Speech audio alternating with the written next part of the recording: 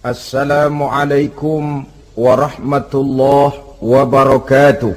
Waalaikumsalam warahmatullahi wabarakatuh. Bismillahirrahmanirrahim. Alhamdulillahi rabbil alamin. Wassalatu wassalamu ala ashrafil anbiya'i wal mursalin, sayyidina wa maulana Muhammadin wa ala alihi wa ashabihil mujahidin at-tahirin, amma ba'du. Saudara-saudara kaum muslimin rahimakumullah, kalau setiap muslim ditanya kepengen punya anak macam apa, saya yakin jawabannya pasti sama, kepengen punya anak soleh. Betul apa betul? Betul. Apa ada di sini yang kepengen punya anak jadi garong? Tidak.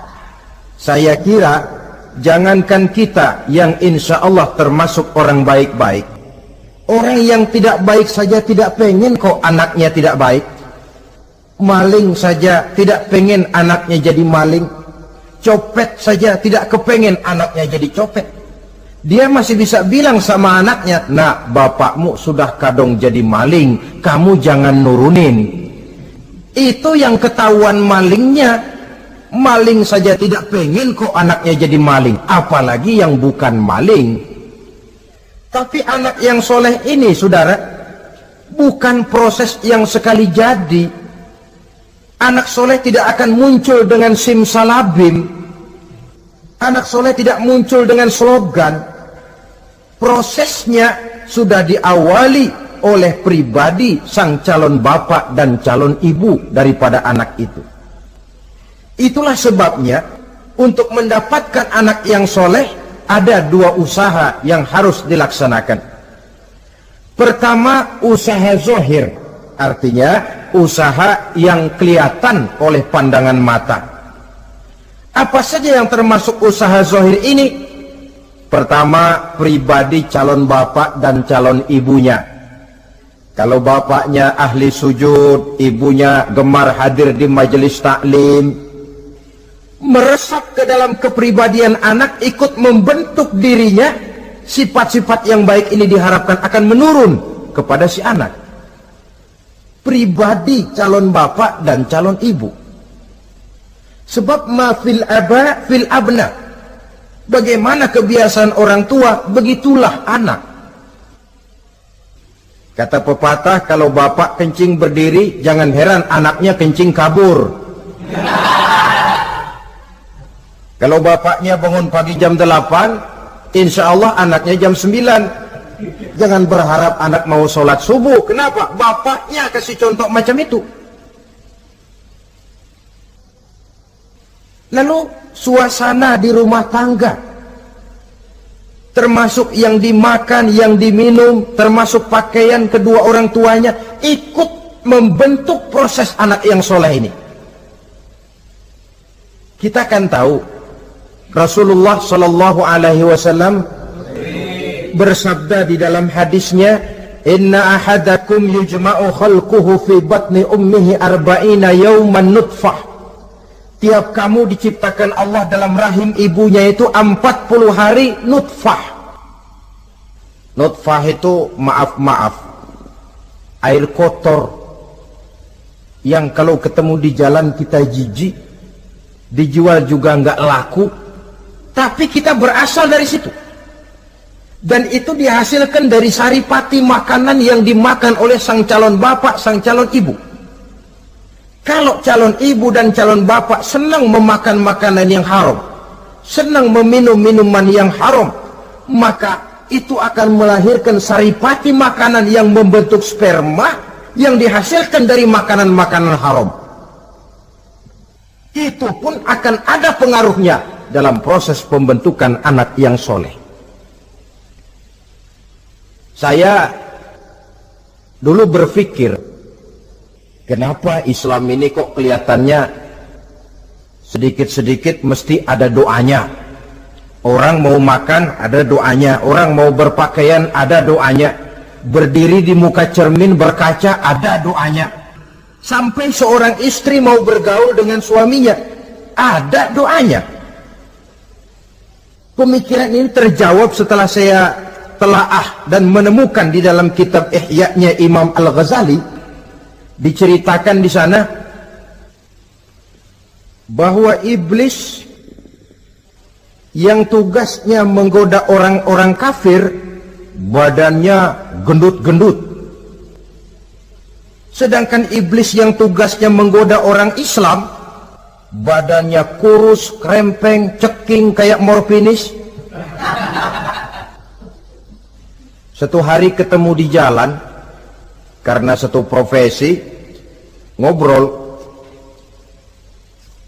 Ini iblis yang tugasnya menggoda orang kafir bertanya kepada iblis yang tugasnya menggoda orang Islam, badanmu kenapa kurus macam begitu? Kata yang menggoda orang Islam, bagaimana saya tidak mau kurus? Saya ini ditugaskan menggoda orang-orang Islam. Orang Islam itu kalau dia mau minum dia baca bismillah. Bismillah racun, saya nggak bisa ikut minum. Dia mau makan baca bismillah. Bismillah racun lagi, saya nggak bisa ikut makan. Dia mau tidur tarik selimut, dia baca bismika Allahumma ahya wa amut, racun lagi aja. Saya nggak bisa tidur di selimut, terpaksa tidur di emper, mana keanginan. Dia mau bergaul sama istrinya, dia baca Allahumma jannibna syaitan wa jannibi syaitan fima razaqtana, racun lagi. Saya nggak bisa bantuin, cuma ngeliatin dari jauh. Bagaimana nggak kurus makan hati? Kata iblis yang badannya gendut-gendut, untung benar saya menggoda orang kafir yang nggak ada bacaan apa-apanya. Dia makan, saya ikut makan. Dia minum, saya ikut minum. Dia tidur di selimut empuk, saya masuk ke dalamnya.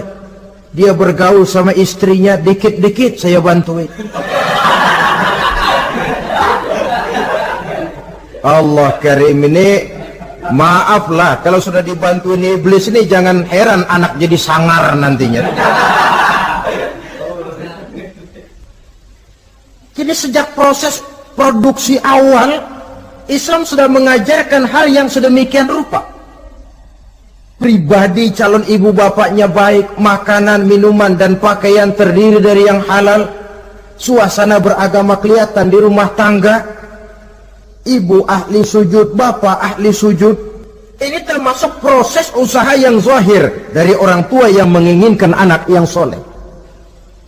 Sampai terjadi proses kehamilan.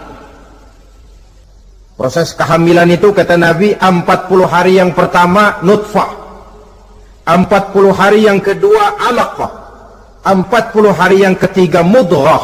Mudghah itu embrio, cikal bakal bayi. Setelah proses 3 kali 40 hari itu, barulah ditiupkan ruh ke dalam rahim sang ibu. 120 hari atau 4 bulan, perempuan yang hamil itu baru terasa perutnya bergerak-gerak. Ini berdasarkan pengalaman perempuan. Saya sendiri kebetulan alhamdulillah belum pernah hamil.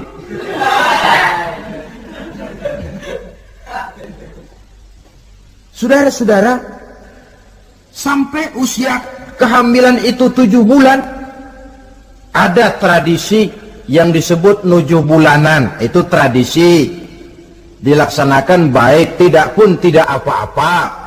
Tidak ada perintahnya memang, tapi juga tidak ada larangannya. Apalagi berkumpul orang membaca ayat-ayat Al-Quran, memohon doa dan sebagainya. Sebab pada kandungan 7 bulan ini, embrio sudah mengarah kepada bentuk positif dari wujud manusia. Di situ dibacakan surah Yusuf, surah Maryam, surah Tabarak, surah Waqi'ah, tafaul namanya, mengundang rasa optimis supaya membawa keberkahan kepada pribadi sang calon anak yang nanti akan lahir ini. Tapi jangan lupa orang tuanya mulai dengan soleh dulu. Jangan orang tuanya nggak mau sujud, nggak mau ibadah, istrinya hamil dibacain surah Yusuf supaya anaknya cakep kayak Nabi Yusuf. Begitu keluar anaknya kepalanya segi 4 kayak kaleng kerupuk. Apa surah Yusuf yang salah? Tentu saja orang tuanya yang tidak memulai kesolehan itu sendiri. Lalu usia kandungan 7 bulan ke atas, sang calon bapak mulai membantu-bantu istrinya. Kalau malam diusapi perut istrinya yang sedang hamil berat itu, sambil dibacakan surah Al-Insyirah, ya ngusap-ngusap sayang, bukan ngusap gemes. Alam nashrah laka sadrak wa wada'na anka wizrak allazi anqadha dhahrak, supaya Allah memberikan keringanan kepada kehamilan istrinya. Sampai kepada proses kelahirannya, begitu sang jabang bayi brol lahir ke alam ini, sudah dicegat lagi oleh ajaran agama, diazankan. Diriwayatkan oleh Abi Dawud, kana Rasulullah sallallahu alaihi wasallam azana al-Hasan wal Husain fi uzunaihi al-yumna wa aqama fi uzunaihi al-yusra. Adalah Rasul mengazankan cucunya Hasan dan Husain di telinga kanan, mengkomatkan di telinga kiri. Bayi muslim lahir ke dunia dicegat dengan suara azan. Apa sebab? Bayi yang baru lahir ke dunia ini ibarat kaset kosong. Kalau kaset kosong dipakai merekam, daya rekamnya kuat. Maka bayi yang baru lahir ini, sebelum sempat dia dengar cintaku sedalam lautan Atlantik, belum sempat dia dengar gelas-gelas kaca, belum sempat dia dengar tembok derita,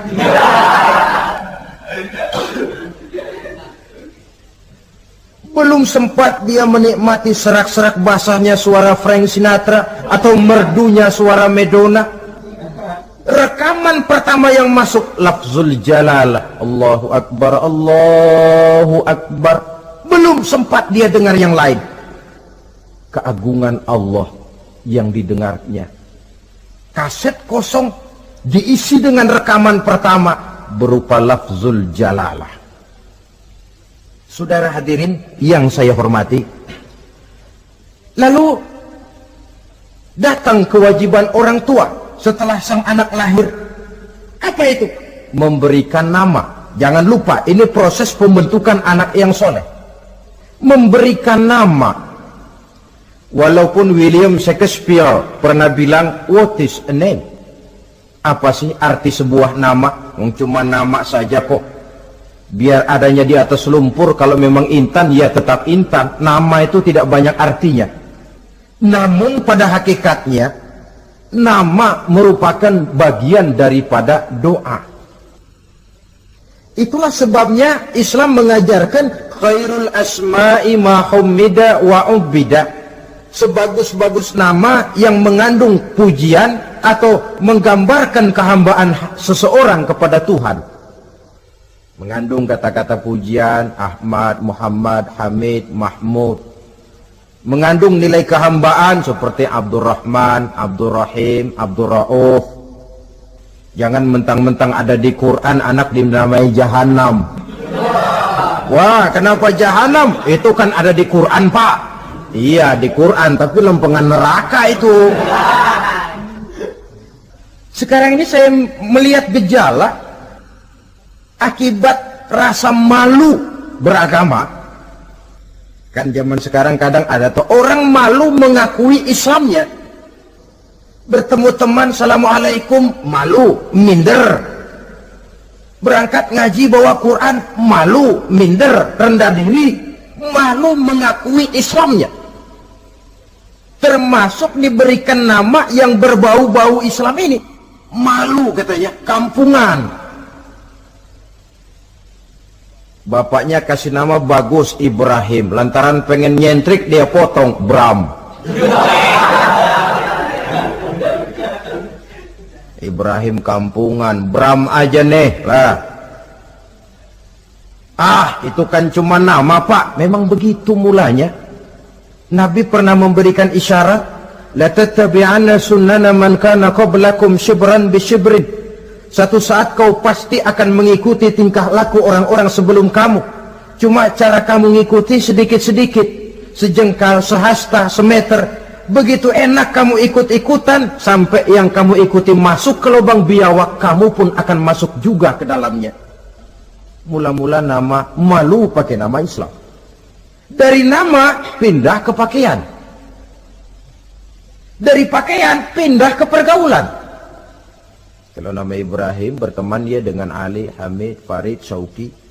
Sudah pakai nama Bram, masa Bram temennya soleh, nggak nyetel Kalau Bram kan temennya si Bleki.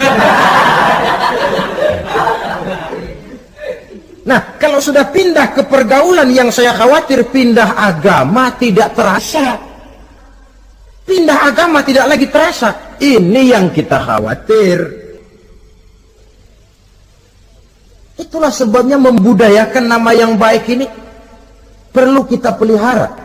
Nama sebagian daripada doa. Tatkala orang tua memanggil kita dengan nama yang baik, sudah merupakan doa agar anaknya jadi orang baik-baik.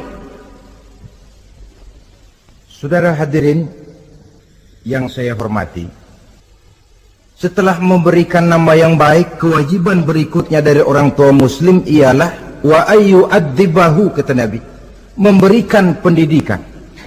Sebab nama yang baik tidak akan banyak menolong kalau tidak diiringi dengan pendidikan. Nama saja Muhammad Mukmin, kerjaan ngadu ayam.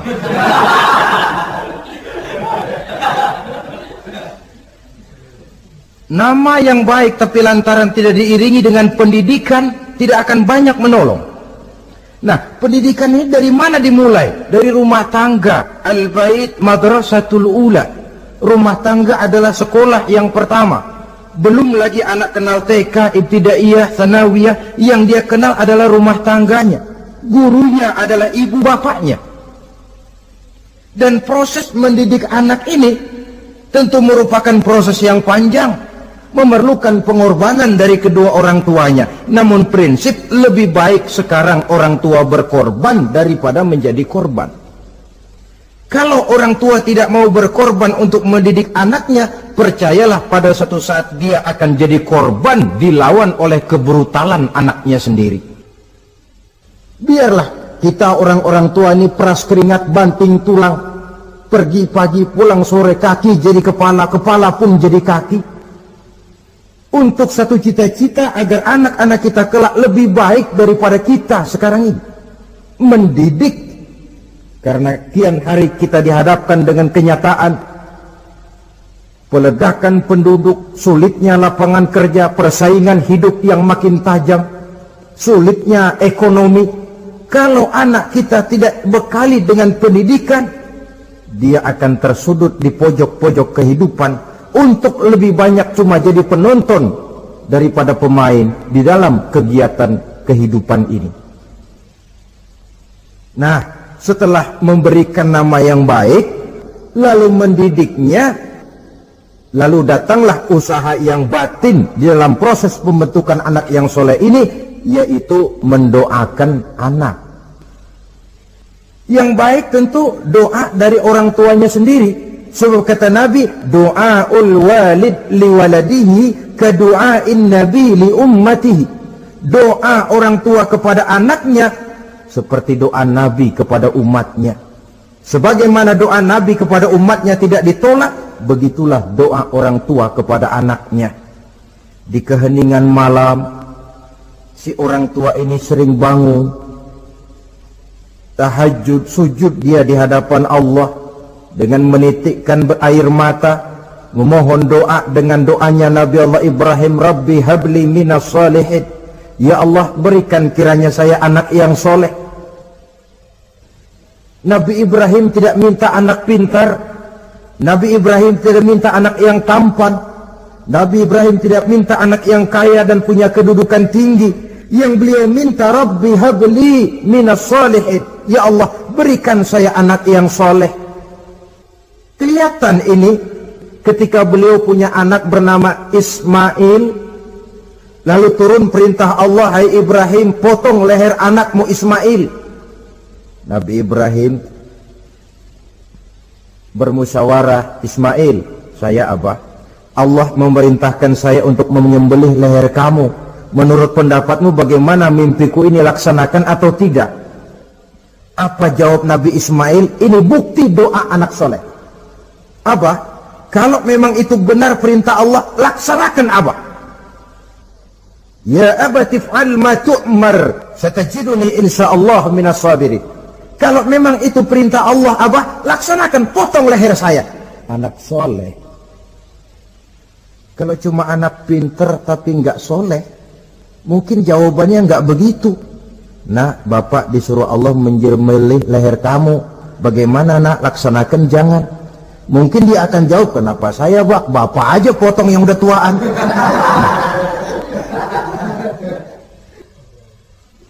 Doa orang tua kepada anak,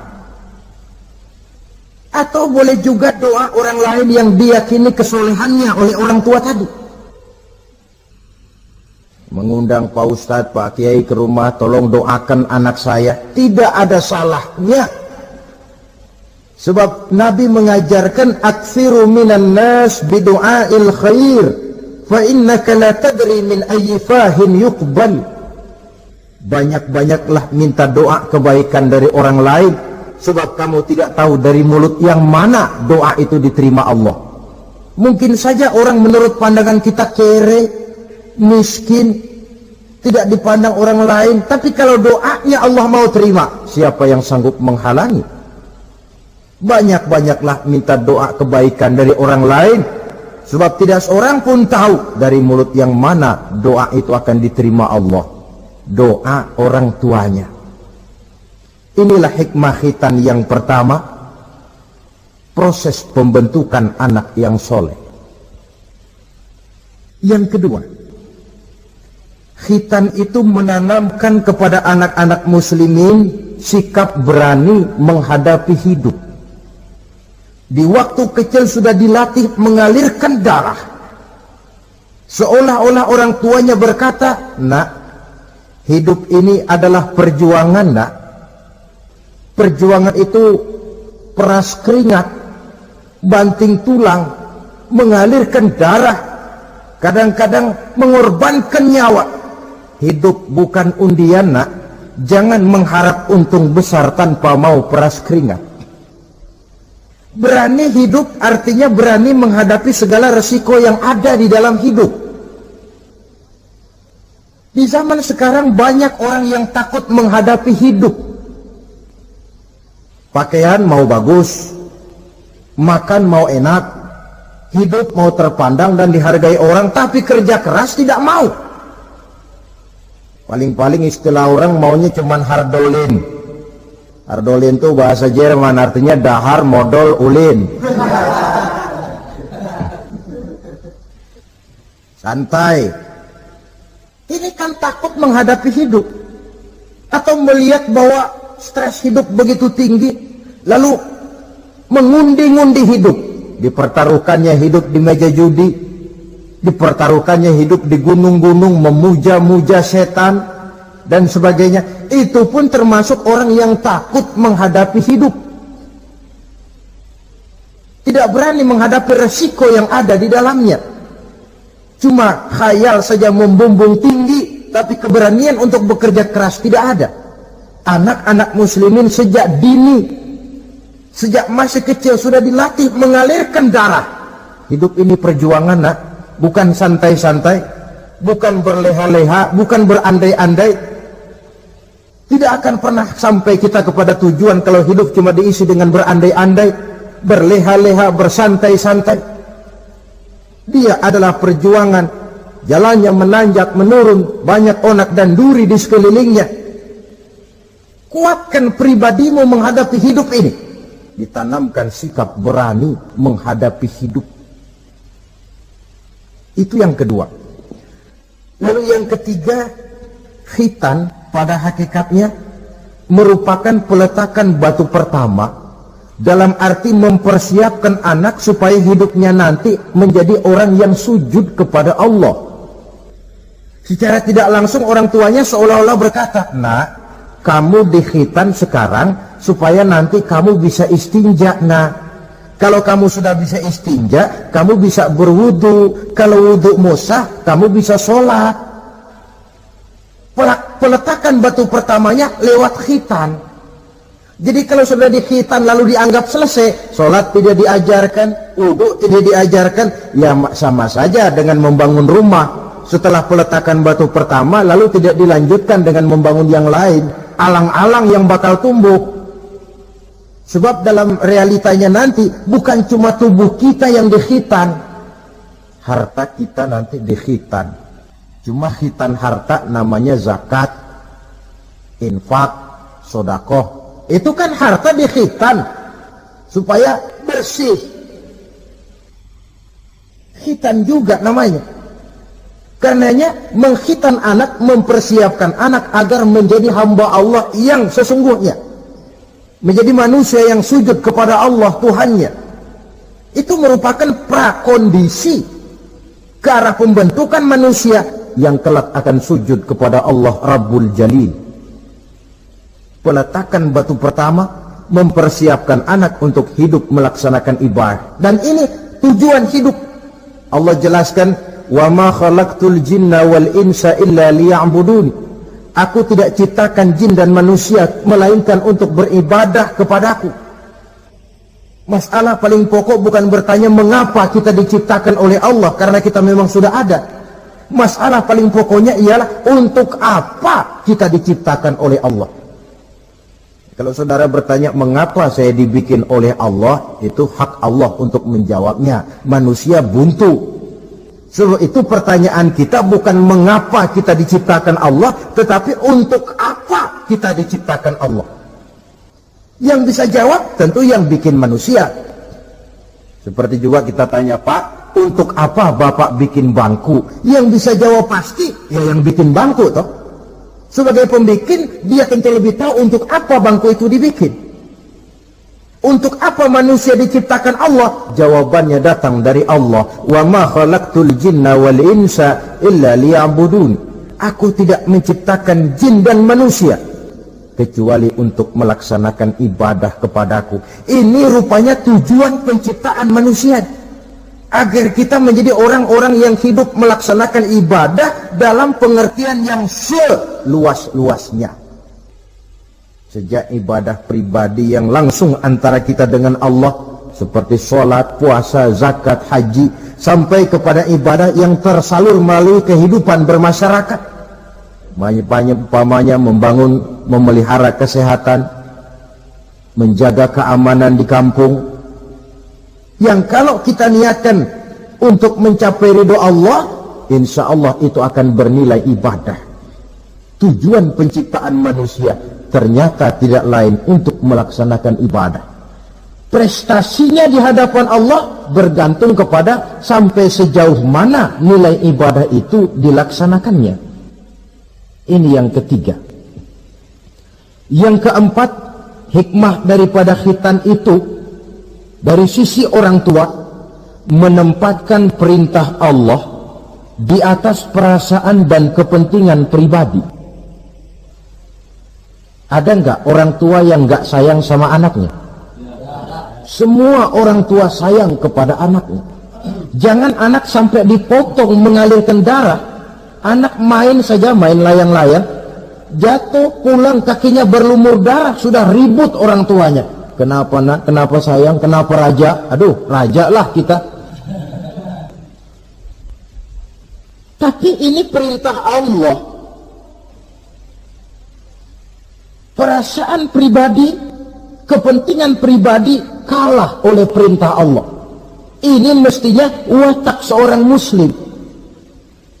Kalau sudah begitu perintah Allah, begitulah kita laksanakan. Soal keberatan pribadi, perasaan pribadi, kepentingan pribadi, nomor belakang.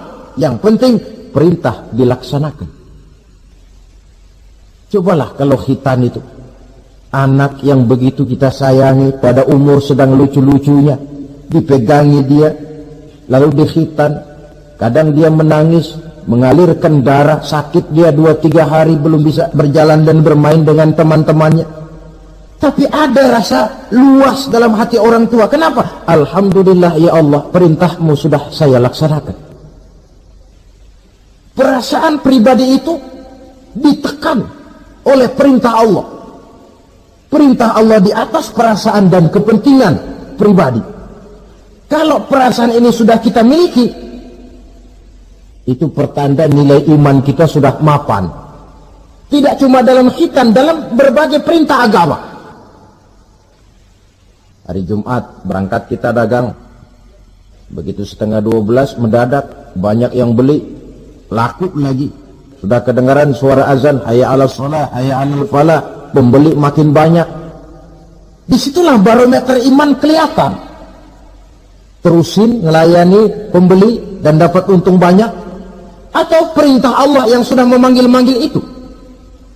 Kalau perintah Allah di atas perasaan dan kepentingan pribadinya, dia akan tinggalkan dagangan itu. Dia akan bergegas menuju panggilan Allah. Saudara hadirin yang saya hormati, jadi perintah khitan ini mendidik setiap muslim agar perintah Allah berada di atas perasaan dan kepentingan pribadi. Hijau kata Allah, hijau kata kita. Putih kata Allah, putih kata kita. Ke barat kata Allah, ke barat kita melangkah. Ke timur perintah Allah, ke timur kita berjalan. Nyatanya kita ini sering paradok. Ke kulon kata Allah, ngetan kita berangkat. Ngalor perintah Allah, ngidul kita jalan. Putih kata Allah, hijau kita bilang. Paradok. Kenapa? Berpadu segala macam perasaan dan kepentingan dalam kehidupan kita yang kadang mengalahkan kepentingan agama, kadang mengalahkan kepentingan umat, mengalahkan kepentingan orang banyak. Tidak itu yang dididik di dalam pelaksanaan khitan ini. Ini yang keempat.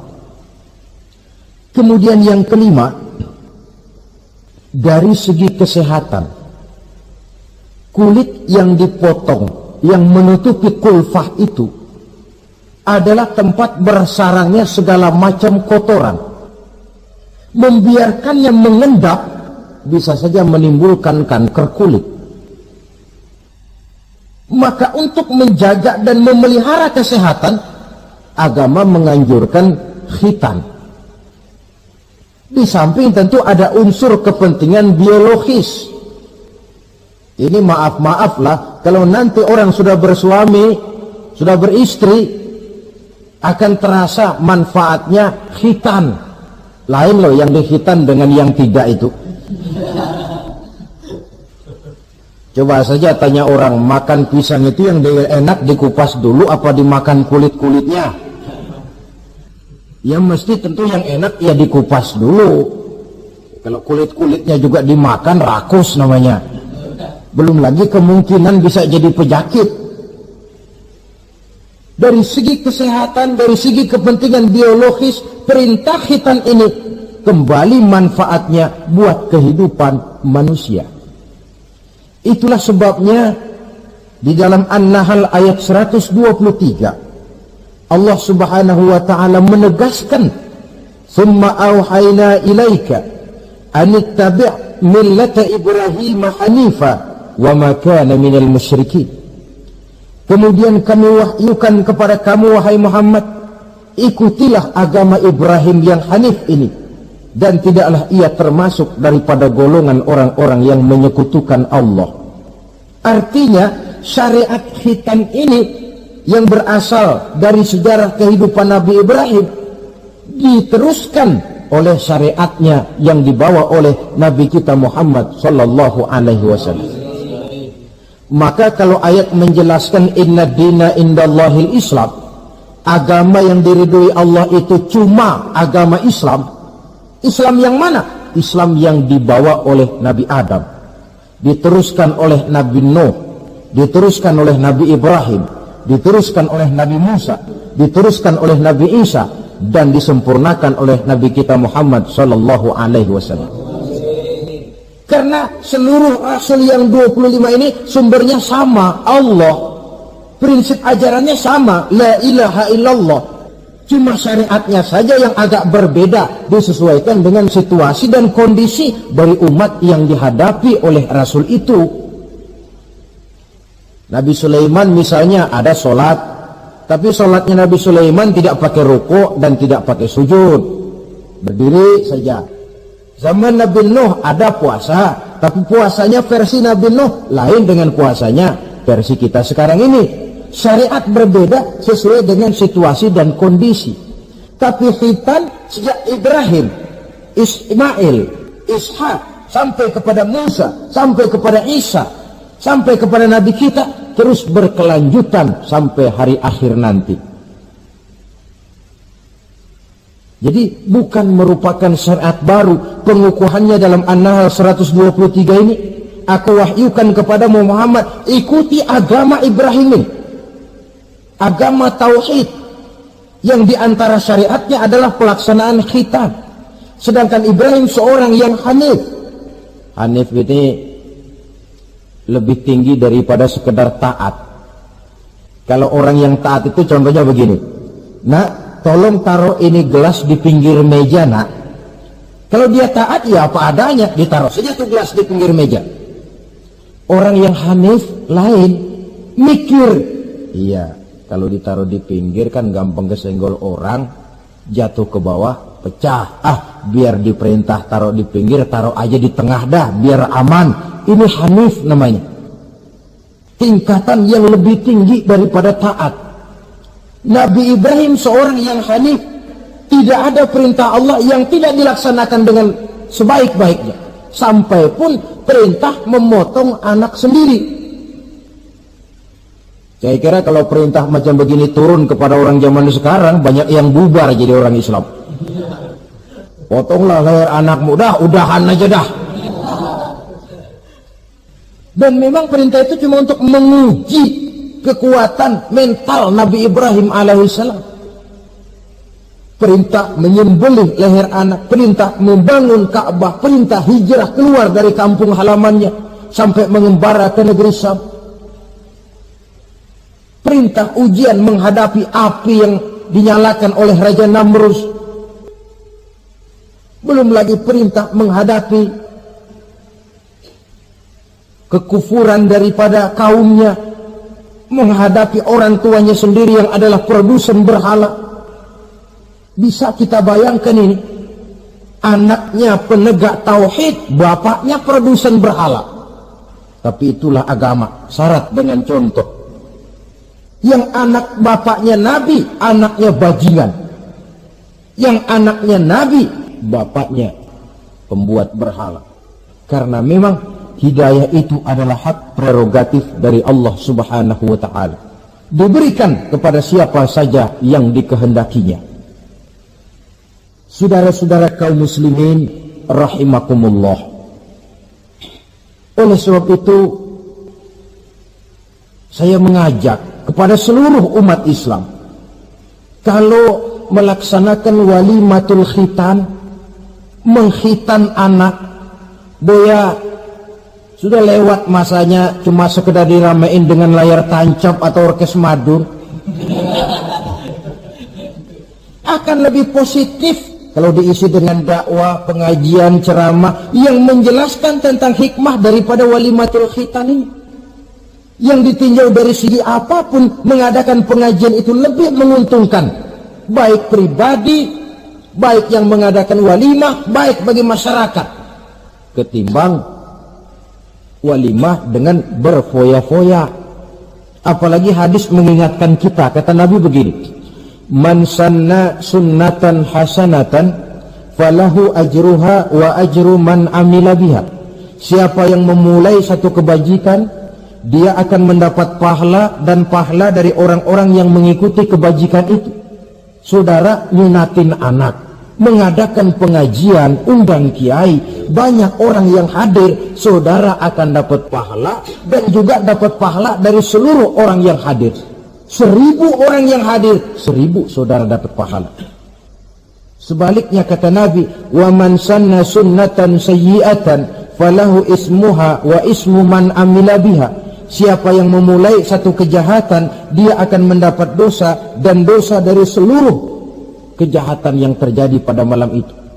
Jadi kalau saudara nyunatin anak, pesta, mengundang apa film, apa orkes, maka seluruh maksiat yang terjadi pada malam itu, di tempat itu, saudara ikut dapat dosanya.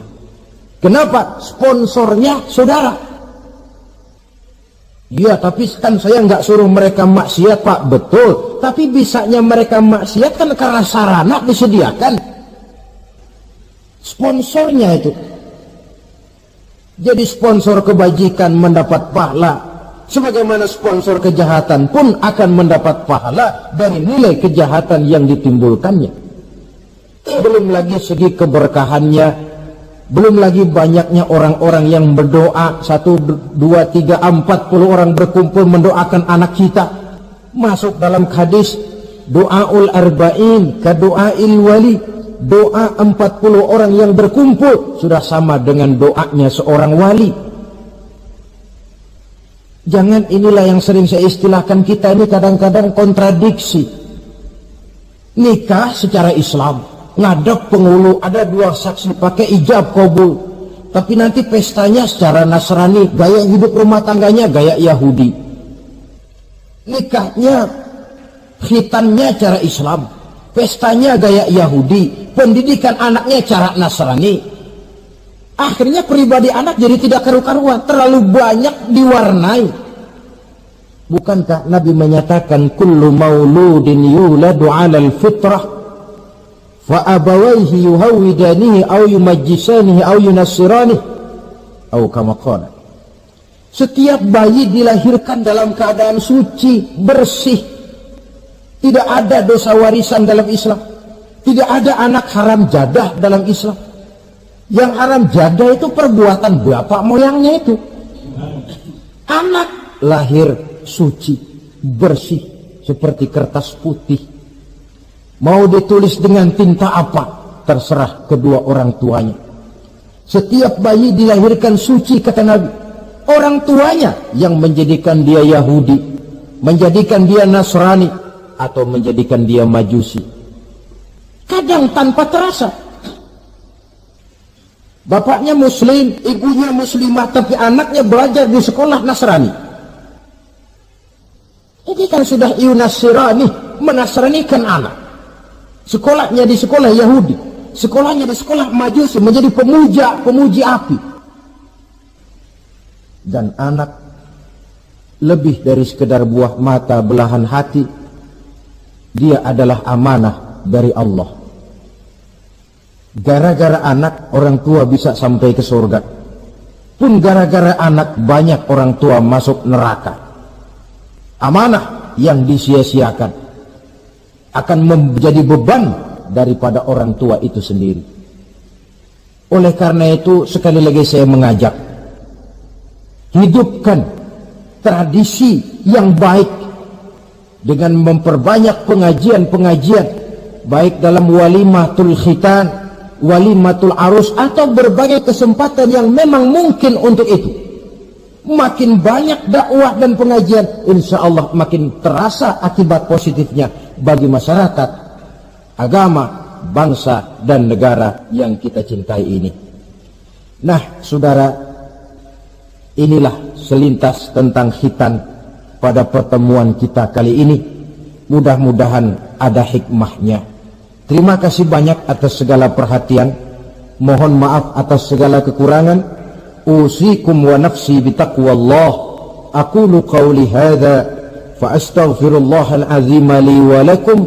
Wassalamu alaikum warahmatullahi wabarakatuh.